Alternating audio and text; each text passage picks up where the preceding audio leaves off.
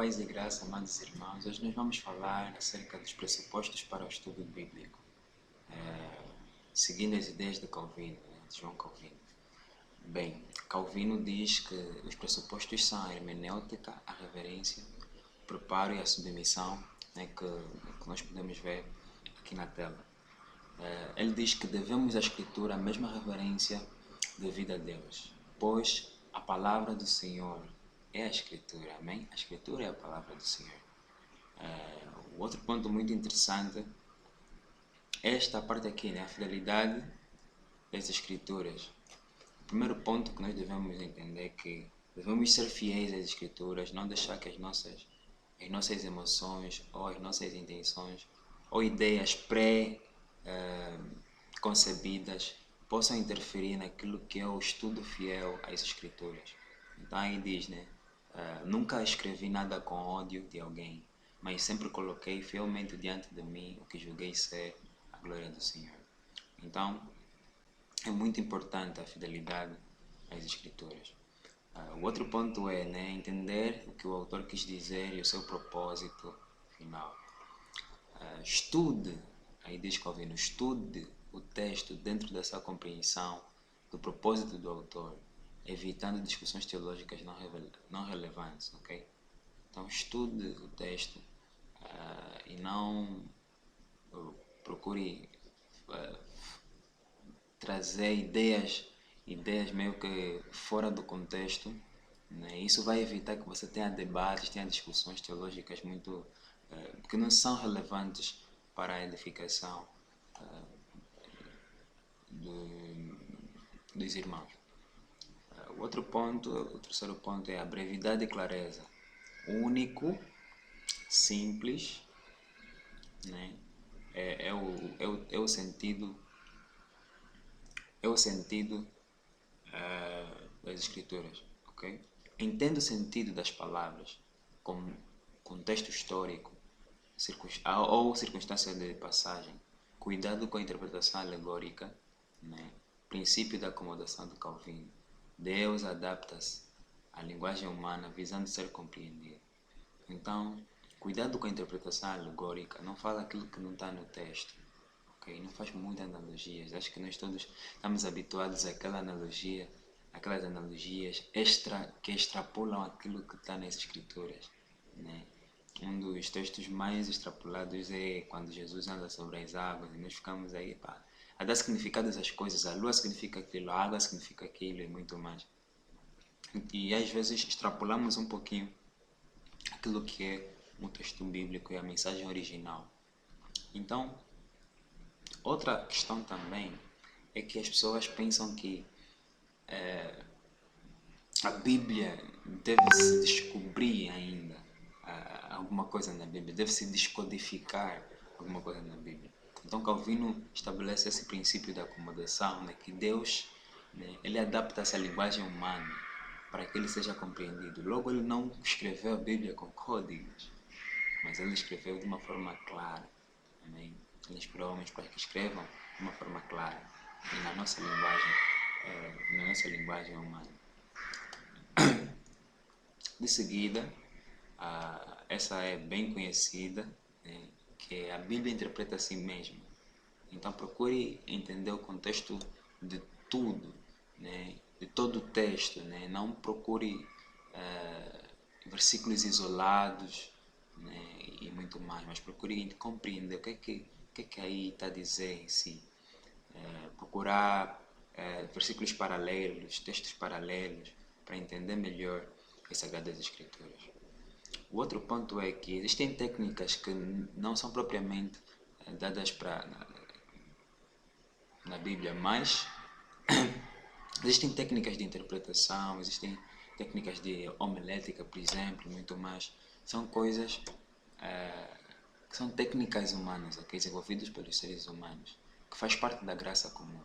Então, toda a verdade pertence a Deus, diz Calvino. Então, mesmo que essa saia da boca de um ímpio, então, usar coisas seculares, ou melhor, usar técnicas vocais, técnicas de interpretação para melhor entender o texto, não tem mal nenhum. Amém? Não tem mal nenhum.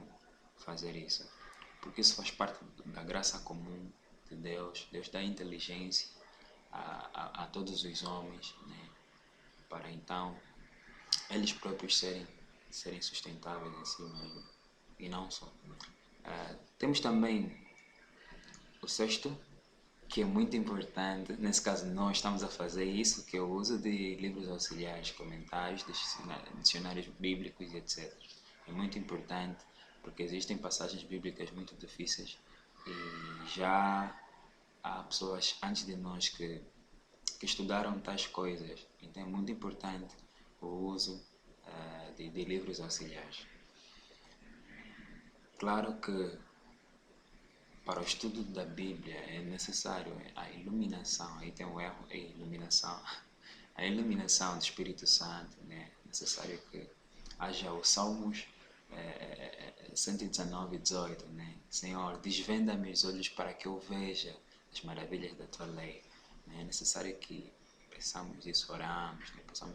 Possamos orar ao Senhor, né? Estar em devoção ao Senhor, se submeter à sua vontade, para então compreender melhor aquilo que é a sua vontade revelada nas Escrituras Sagradas.